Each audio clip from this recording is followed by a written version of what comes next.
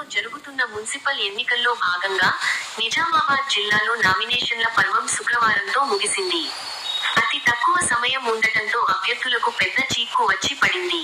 సంబంధిత నామినేషన్ పత్రాలకు కావాల్సిన అఫిడవిట్లు, municipal corporation నుంచి నో డ్యూస్ సర్టిఫికెట్లు అందకపోవడంతో చివరి రోజు అభ్యర్థులు హైరానా చెందారు. చివరి గంటలో పత్రాలు అందడంతో కొందరు ఊపిరి పీల్చుకున్నారు. శుక్రవారం నామినేషన్ల ఘట్టం పూర్తయింది. ఉమ్మడి జిల్లాలో 7 మున్సిపాలిటీలతో పాటు నగరపాలక సంస్థలకు వందల సంఖ్యలో నామినేషన్లు దాఖలు చేశారు. దాంతో కోలాహలం నెలకొంది. నామినేషన్ల ప్రక్రియ ముగియడంతో తదుపరి చర్యలకు అధికారులు సిద్ధమయ్యారు. ఈ నెల 31న అభ్యర్థుల నామినేషన్ల స్క్రూటీనీ చేయనున్నారు.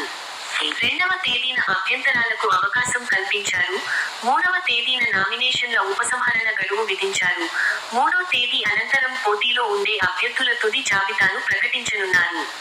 ఇక పార్టీ అభ్యర్థిత్వంపై ఆశలు పెట్టుకున్న అభ్యర్థులు బీఫామ్ అందే వరకు ఉత్కంఠంగా నెలకొంది.